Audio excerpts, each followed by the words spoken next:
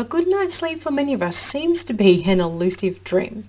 But in today's episode, we're going to talk about whether your behaviors and habits are actually helping or hindering your ability to get a good night's sleep. Welcome to the Less is More for Leaders podcast, the ultimate guide for leaders who want to achieve more by doing less. I'm Louise Ledbrook, a high-performance productivity coach and business leader with over 20 years experience. Get ready for a life-changing ride as my guests and I explore how you can create space in your life to focus on what truly matters, both in business and in your personal life. We'll be sharing simple yet powerful strategies and stories of success, so get ready to unleash your full potential.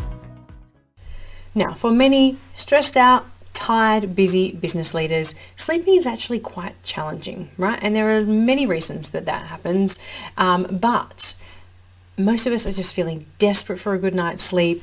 It often evades us, and maybe we get to sleep, but we don't have a good quality sleep, or we don't sleep very long, or we just don't know how to get good sleep. We just don't know how to do it, right? We're often exhausted and just too tired to even think about how do I even get a good night's sleep. But sleep is very important. It does so many important things that we really should prioritize it. It helps us heal. It helps build memories from the day. So the things that we learned during the day, we remember them through our sleep, like it embeds them during the sleep. It helps with brain fog, it helps with our energy, and it just makes us feel happier, right? You sleep better, you feel happier. You get up in the morning, if you haven't had a good night's sleep, you're a grumposaurus, right? You know, we've all been there. So have you ever considered though that your own habits and behaviors could be hindering your ability to have a good night's sleep? Yeah, so maybe actually you need to change some things so that you can have a good night's sleep. So today we're going to talk about understanding your behaviors and how they can help or hinder your sleep, and also helping you start to identify areas of your life that you might need to make some changes so that you can get that elusive good night's sleep. Yeah. So I look at sleep I look at the things that will impact our sleep in a number of different categories. But what's important is that the whole 24 hours of your day impact your ability to have a good night's sleep.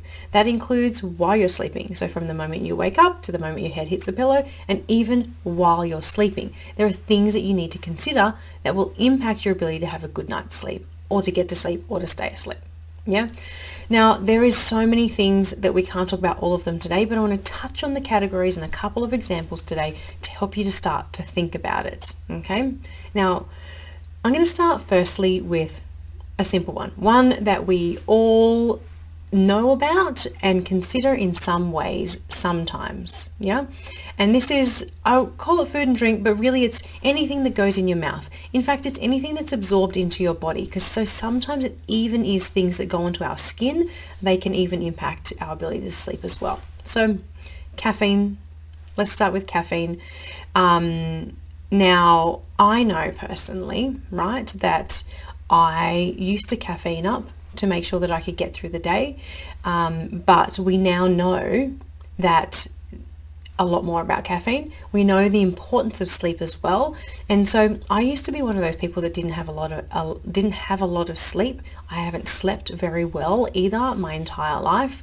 I think there's lots of reasons for that. Like I have a memory. So I've digressed a little bit, but I'm going to go back to the category. But I do have a memory in primary school of going to the doctor and him trying to give me techniques to help me be able to turn off my brain so that I could sleep. Right? This is when I was little in primary school, so I'd never been a good sleeper. And so I always struggle. I think I struggled to get to sleep, and then I didn't have very long sleep, partly because I didn't get to sleep. But also I was on all the time. I was constantly on.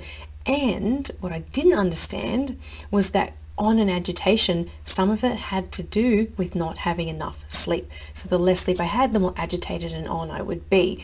And that would be cortisol and adrenaline and all sorts of things trying to compensate for me not having enough sleep and not enough energy. And if you know a little bit about me, I have a background in chronic fatigue syndrome as well. And so all of these things together meant poor sleep. But I wasn't doing myself any favors. And I learned that a long time after I should have. I didn't learn this probably till my late 30s, so not that long ago. But probably in my late 30s, I decided to prioritize sleep. I decided I wanted to learn, because I believed I could, learn how to sleep and have a good night's sleep and get to sleep. So I prioritized it and I learned about it and I found out all these different things for me, okay? Some of those things will work for you. Some things you'll need different things to help you sleep, yeah?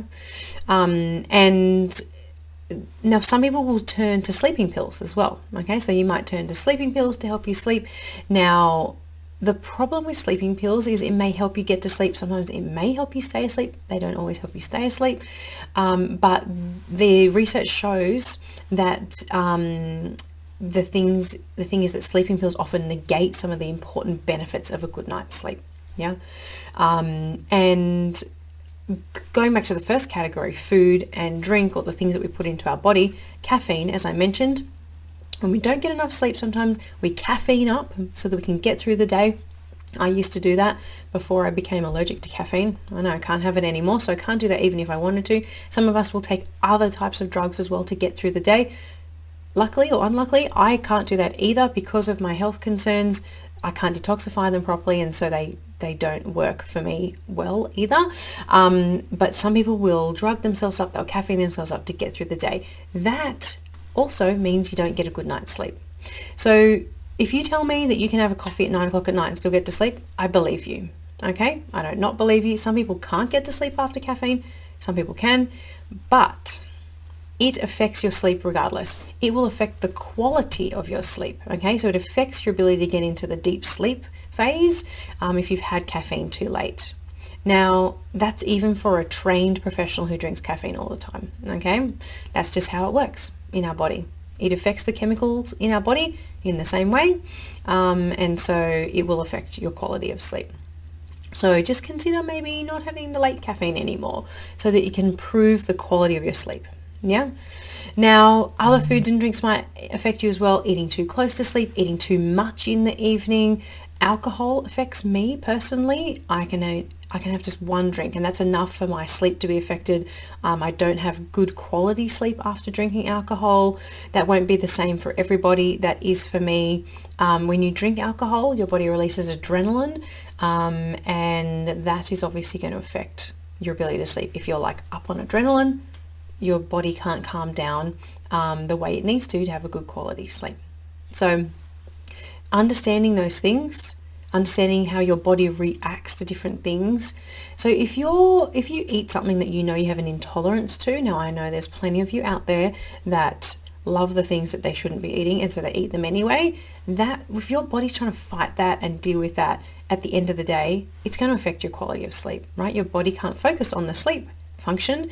It focuses on the other things. And sleep is kind of new to our knowledge, to be honest. It's taken humans a long time to understand why we sleep, because obviously once we're in sleep, we're in a very vulnerable position. And so we're now starting to understand the importance of sleep and what it does for us. So if you want to know a little bit more, read the book Why We Sleep. Listen to the Huberman Lab podcast. He talks about sleep in a bunch of his podcasts as well. It's super important, right? So if you haven't been prioritizing it, it's time to. So one of the other categories I look at is activity and exercise. If I do particular types of exercise too late in the day, I struggle to get to sleep and I struggle to go to sleep because my body is still recovering from, let's say, that workout, and I find it difficult to sleep. Maybe you're the same. Maybe you find certain types of exercise help you sleep. Okay, so it goes both ways, different types of activities and exercise. Stress management. Do you even have stress management techniques and strategies in your life? Because if you don't, it's going to impact the way you sleep or don't sleep, right? So if you're not managing your stress, it will be difficult to bring down the adrenaline and the cortisol. It will be difficult to get to sleep, to turn off your brain, have a good night's sleep, have good quality sleep. So it also will affect your waking, right? Whether you wake up during the night as well. I'm just going to dip back to the water as well. So things that you drink. If you drink too much water before you go to sleep, you're going to have to wake up in the middle of the night and go to the toilet, right? So these behaviors sometimes we just do them unconsciously. We don't even think about it, and then they have these impacts. Yeah. The quality of our food as well. There's so much we could go into around food and drink, but I'm not going to. Eat healthy, drink healthy, and you'll be fine. No. Now, the other thing is a wind down routine. Now, this may link to stress management as well, but do you even have a wind down routine? Or do you just like literally go, I'm so tired, I've got to go to bed, and you flop into bed? Yeah, so you're on the computer, you're on a device, you're watching something right up until the minute you need to go to bed maybe. You have no way to shut down your mind. You don't do any activities that help your body wind down, right? Our body is just a bunch of chemical different reactions, okay? So the different chemistry in our body helps us sleep, not sleep. It helps us know we're tired, we shouldn't tired. It helps us know it's daytime, it's nighttime. So all of these different things, we can assist them in functioning the way we want them to. So I like to stretch because I feel like it moves the energy of the day out. It also is a great way for releasing toxins from the muscles, and I love the feeling of stretching. Some people hate it, but I love it. You might use a lavender diffuser, also proven to help with sleep. You might have a sleepy tea, listen to calming music, turn the lights down in the house. You might listen to a sleep story, read a book, turn off devices a few hours before you go to sleep, all these different things. So device usage, that's another one. Are you using them right before bedtime? Are they stimulating you? Like, is the content stimulating you? But also the light from it will stimulate you, and it gets your body confused about, hang on, I should be winding down for sleep, but it's so bright in here. And so device usage, we all know that, right? We know we shouldn't also have them next to us in our bed. At least put them on flight mode. Don't let the pings go off in the middle of the night. They will irritate you. And even just having them on, the Wi-Fi and the phone signal, I couldn't think of the word. All of those things affect your sleep as well. Okay, because we're energy, it's energy, we're all just energy, and so they impact each other. Whether you believe it or not, we're all just energy.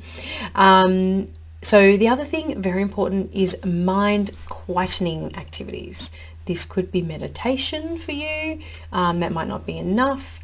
You might be journaling to get it all out of your head of the day, get the day out and just get rid of it. Maybe it could be my favorite one, which is planning the next day, the day before. Now, I do this because it does quieten my mind. If I have planned tomorrow and I know exactly what I need to do, and I've planned out when it's going to happen, what can be done tomorrow and what can't be done tomorrow, if I know all of that, then my mind stops thinking about it. I don't have to go, what am I going to do tomorrow? What's going on tomorrow? What's on? Blah, blah. I've already thought about it. I've told my mind, here's the plan for tomorrow. This is what we can achieve tomorrow. And it stops thinking about it, right? That is my number one mind quietening activity. So give that one a go. Now, it won't work for everything because there's other stresses in your life that you'll be going over in your mind, but the best thing is to get them out. Right? So get them out. If there's someone that you want to talk to them, get it out. If there's something that needs to be said, say it. Those things are great for quietening the mind. So then the morning routine. So as I mentioned, your sleep is impacted throughout the whole day. Everything you do throughout the whole day, even while you sleep. So your morning routine as well. Do you get up and expose yourself to the sun so your body knows it's morning? Like, don't stay in a dark room with the blockout blinds closed. Tell your body it's morning. If you can get exposed to sun in your eyes and your skin, even better. It helps the melatonin process all do what it needs to do. Are you prepared for the morning, or do you wake up and you're frantic and you're like behind before you've even got out of bed? Like, making sure that you go into the day in a calm way so you don't take that energy throughout the whole day, and all sorts of different things. And then waking during sleep. If you're finding you're waking during sleep, not only do you want to find ways to stop waking during sleep, you also want to consider what you do when you do wake up. So do you go straight for the phone and look at the phone? Do you look at the time straight away? Do you lie there for ages and ages just thinking? So is there something you could do to quieten your mind? Do a meditation, put on a sleep story, do an activation, whatever it happens to be. There's a whole lot of different things you could do. Now, if you do find that you're lying there for ages and you still can't get to sleep, I've heard one of the best things that you can do is get out of that environment. So take yourself out of the bed maybe go sit and read for 15 minutes somewhere else and then come back to bed. It kind of resets your body to go, it's sleep time again, you know. So I live in Canberra at the moment, and it can be cold in the middle of the night, so no one wants to get out of bed. But, you know, if that happens, that's one option for you as well. And I have found that's helped. But don't pick up the phone and look at it, because the light, all of a sudden your body goes, oh, it's light, it's awake time, you know, and then you wake up even more. And then the other thing is environment and climate. So is the temperature good for sleeping in your house, in your bed? Have you got the right bed coverings that make you comfortable? As I mentioned earlier, the lighting, so dimming the lighting in the evening so your body starts to realize, oh, it's nighttime, we should, you know, we're going to get ready for bed. And your body, the chemical reactions start happening. A whole lot of different things you can do with lighting, so putting on red lights instead of bright lights at night, and putting on lamps and things like that, to help you wind down and your body's own proper chemical reactions to start happening. So yeah, creating an environment that is conducive for sleep. So they're the different categories that I kind of look at. There are a couple of tiny examples. Obviously, there's a whole lot more. And, you know, when I work with my clients, we sort of go into each of them in a bit more detail. And everyone's different, right? Everyone's specifics are different. But I want you to start looking at those different categories. What are you doing, not doing?